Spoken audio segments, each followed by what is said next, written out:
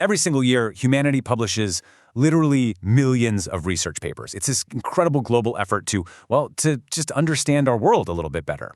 So today, we're going to take a peek at the questions being asked right now in 2025 and see if we can maybe piece together a map of what we're all so curious about. But yeah, trying to make sense of all that, it can feel, well, a bit like this. It's just a total avalanche of information, right?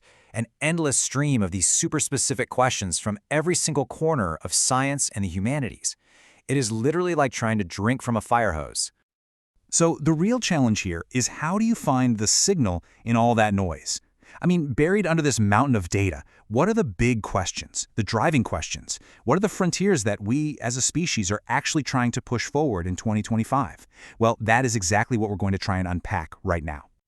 All right, to make sense of all this, we're going to break it down into 4 key areas. We'll start with the AI revolution, of course. Then we'll look at the intertwined challenges of our health and our planet. After that, we'll dive into the timeless quest to understand ourselves. And finally, we'll pull it all together and see how these threads create this grand tapestry of knowledge. Okay, let's dive right in with our first major theme, the relentless, ever-expanding world of artificial intelligence. It's probably no surprise to you that AI is a massive focus, but the sheer breadth of where it's being applied, it's staggering. And everywhere. Researchers are putting AI to work on factory floors to make sure manufacturing is trustworthy. They're using it in hospitals to help diagnose diseases. They're even sending it deep underwater to find things. But at the exact same time, we're grappling with these huge, thorny questions, right? Like, what does harm even mean in the context of AI? How do we make sure it's safe? And what on earth does this all mean for our laws? And this is where it gets really interesting. This shows AI moving beyond just, optimizing supply chains or predicting stock prices and into deeply, deeply human territory. This paper is actually exploring how AI might help with one of the most sensitive, difficult conversations any of us will ever have: planning for end-of-life care. Wow. It's just such a powerful example of technology trying to meet our most profound human needs. But of course, our curiosity isn't just digital. It's not all about algorithms and code. A huge part of what we're trying to figure out is deeply rooted in the physical world. Our bodies and our planet, from the cells inside us to the ecosystems all around us. And that brings us perfectly to our second big theme. And what's so cool here is that we find these two quests running in parallel, side by side: the mission to heal ourselves and the urgent need to heal our planet. And this is such a brilliant illustration of that. It's like a mirror image, isn't it? On one side, you've got scientists looking for biomarkers for diseases like ALS, or figuring out how to help people recover faster from major surgery. And on the other side, you've got teams tracking how we're changing the land, measuring how much carbon the Amazon is absorbing, and even studying ancient farming techniques to see what we can learn. We're looking inward and outward at the very same time. But this research also brings a dose of reality, and it really highlights the urgency of the challenges we're up against. A finding like this one, it's really sobering. It's basically saying that even these huge, resilient ecosystems are struggling to keep up with the changes we're forcing on them. The stakes, they honestly could not be higher. So when you see something that urgent, it begs the question, right? How do you even begin to tackle a problem that massive? The answer isn't some lone genius in a lab anymore. Nope, it's a global team. Remember that paper on tropical forests we just saw? Get this, it had over 134 authors. Let that sink in. That is the new face of science. It's not the lone genius, it's a massive global collaboration, a whole army of scientists assembled to solve the problems that affect every single one of us. And that whole idea of collaboration, of how we work together, it leads us perfectly into our third big theme: the quest to understand the most complex, most confusing subject of all, ourselves. How do we think? Why do we behave the way we do? How do we build our societies? And this line of questioning is just incredibly diverse. We're trying to figure out what drives our political beliefs. We're looking at why we act like a herd in the stock market. We're trying to better understand neurodiversity and something as basic as just having a conversation. We're even going back and completely reevaluating some of our fundamental ideas about things like addiction. And then you get this, which is just wonderfully meta. We have researchers studying the act of research itself. So here you have a team of philosophers asking a question about their own paper. How do you figure out who actually contributed what? It's kind of hilarious, but it's also a perfect example of that relentless human drive to understand not just the world around us, but also how we go about understanding it. Okay, so we've taken a whirlwind tour through AI, our health, the planet, and the mysteries of the human mind. Let's zoom out now. Let's pull the camera way back and look at the bigger picture that all these different threads are weaving together.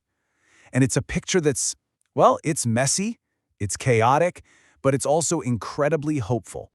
Because what we've really been looking at is the process of knowledge creation itself. And it's not some neat top-down project with a CEO.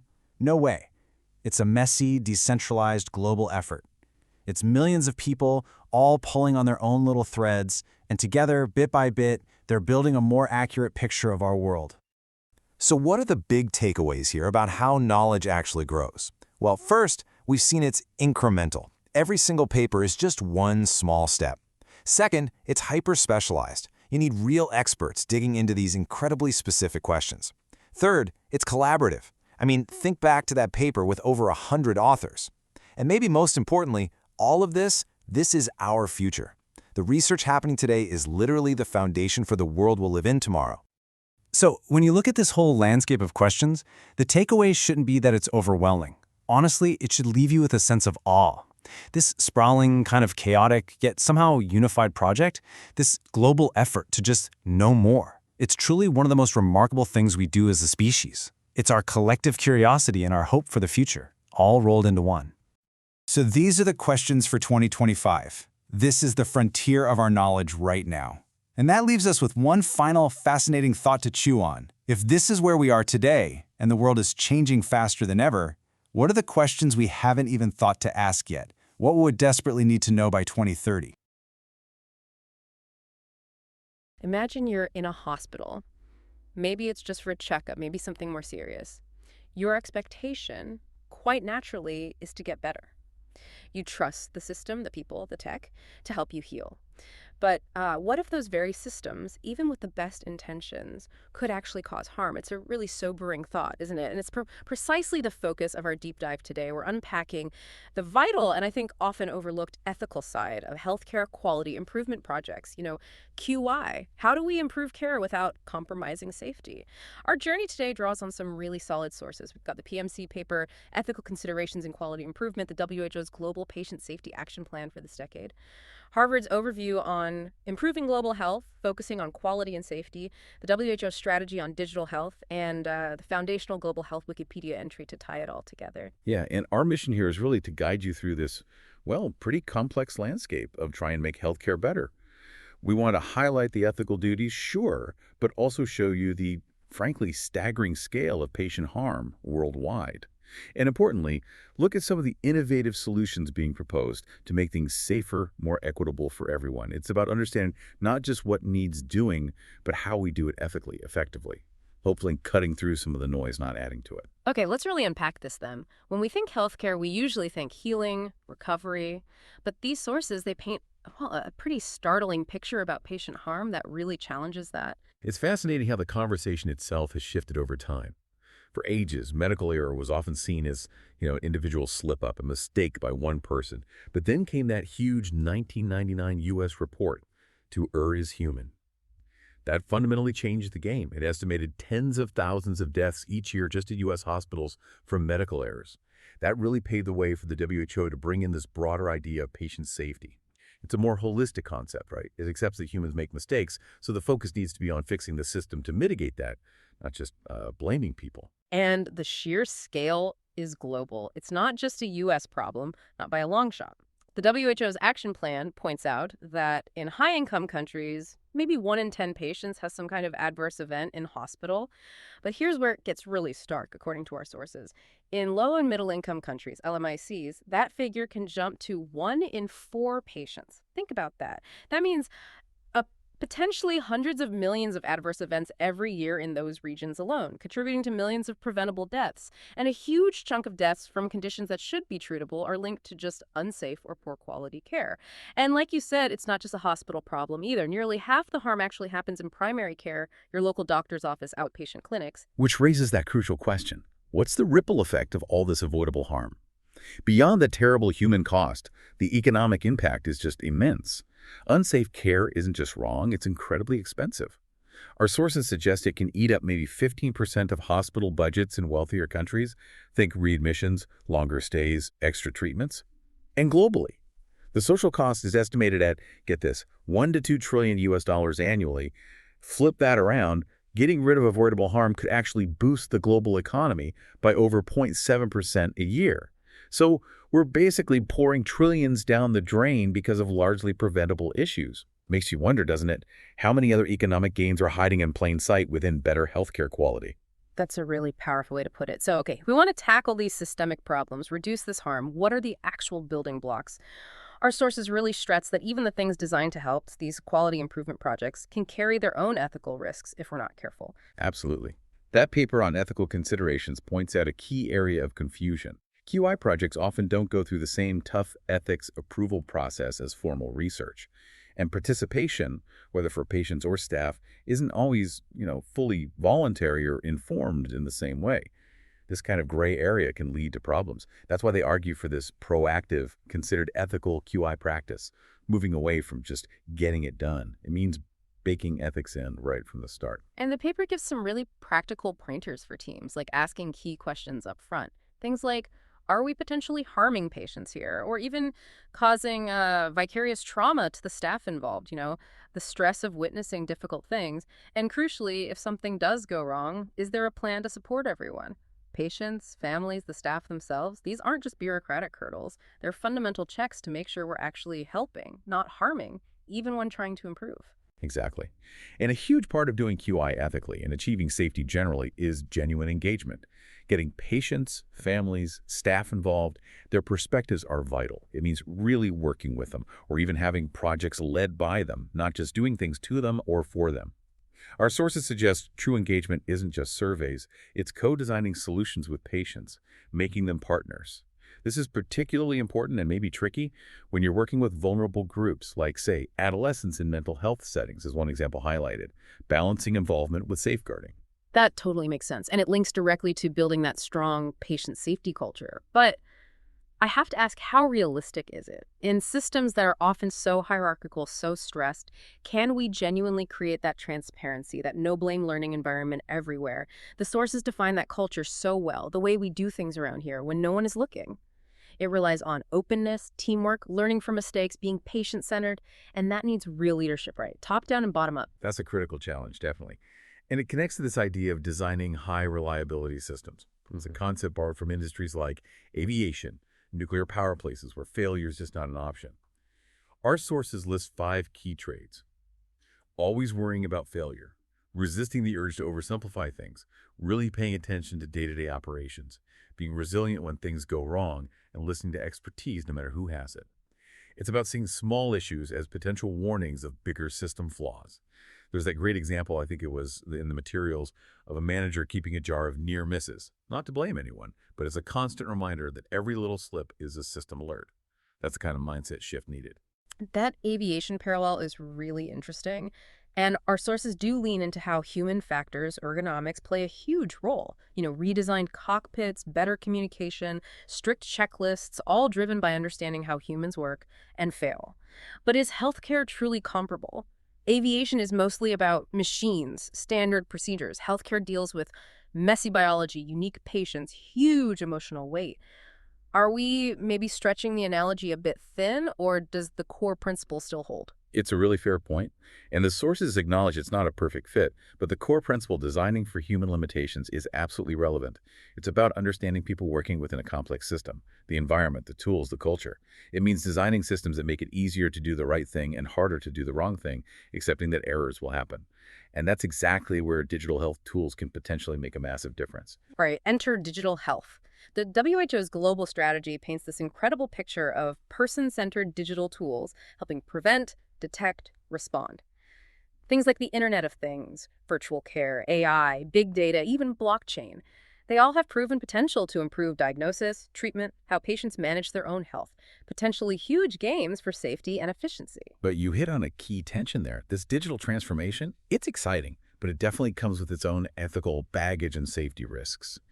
Our sources really urge vigilance about unintended side effects. We're not just talking about data breaches, which are bad enough. Think about biased algorithms, maybe leading doctors down the wrong path for certain groups, or just losing that human touch, that crucial oversight as things get more automated. The WHO strategy is clear. Digital health has got to be ethical, safe, secure, reliable, equitable, sustainable. That means strong rules for data protection, for confidentiality, and really importantly, making sure systems can talk to each other interoperability so data flows safely and effectively. It's about building trust alongside the tech. And while digital health holds promise, it also kind of throws into sharp relief where basic access to quality care is still missing. Which brings us to another specific and often profoundly neglected area our sources highlight: global surgery. Dr. Paul Farmer called it the neglected stepchild of global health. And the sources really show us why it's often overlooked, but why it's so critical to quality and safety. And you have to ask, why is surgery so often left behind when its potential impact is enormous? The figures are stark. About 5 billion people can't get safe, affordable surgical and anesthesia care when they need it. And maybe 30% of the entire global disease burden comes from conditions needing surgery, injuries, cancers, birth defects. The Lancet Commission estimated something like 143 million more surgeries are needed every year just to prevent death and disability. And the economic cost of not doing them. Potentially $12.3 trillion in lost productivity by 2030.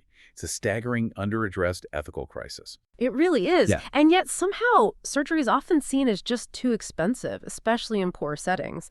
But the data, as you pointed out from the sources, really challenges that assumption, doesn't it? It shows surgery can be just as cost-effective, sometimes even more so, than widely accepted interventions like oral rehydration or HIV treatment. It really makes you rethink priorities. Exactly. And linked to being able to deliver any quality care, surgical or otherwise, is the healthcare workforce itself. That's another critical piece. Yeah. There's a massive global shortage, particularly bad in places like sub-Saharan Africa. Plus, traditional medical training often focuses very narrowly on specific diseases, not enough on the bigger picture: system, safety, teamwork, human factors. So there's this urgent need, both ethical and practical, to inspire, educate, skill, and protect health workers. Equip them not just clinically, but to be designers and champions of safer systems, moving beyond just individual skill to collective safety. And finally, we can't really talk about patient safety in isolation. There are these huge global factors looming over everything: antimicrobial resistance, AMR, a massive public health threat. Our sources link it directly to over 1 million deaths back in 2019, with projections hitting maybe 10 million a year by 2050 if we don't act decisively. And then there's climate change, called the biggest health threat of our century. It makes everything worse: infectious diseases, food security. What's really striking is how these huge, seemingly separate crises fundamentally undermine any effort to improve quality locally. Our sources show you can't fix patient safety in a vacuum. These global threats are constantly challenging the foundations. So wrapping this up, what does it all mean for you listening? We've seen today that global health isn't just about whether people can get care, it's profoundly about the quality and safety of that care. From just acknowledging the sheer scale of avoidable harm globally, to seeing why ethics must be embedded in improvement efforts, from embracing human factors in how we design systems, to using digital health wisely. The path forward is complex, definitely multifaceted. And the WHO's Global Patient Safety Action Plan sets that really ambitious goal: zero avoidable harm. Not just as a target number, but as a mindset, a fundamental principle. It calls for everyone to work together: governments, hospitals, clinics, researchers, tech companies, and critically, patients and families as genuine partners. It's all about that constant learning loop, sharing information, building resilient systems that protect everyone, everywhere. So for you, our listener, the key message is pretty clear. Safety isn't some add-on or luxury. It's a fundamental human right when you seek healthcare. It's a massive challenge, no doubt, but there are clear ways forward that need our collective focus and action. Which leaves us with a final thought. Considering everything we've discussed, what role can you play specifically in pushing for or contributing to a safer, more ethical healthcare system? Whether you're a patient, a professional, or just an informed citizen, what's your part in this?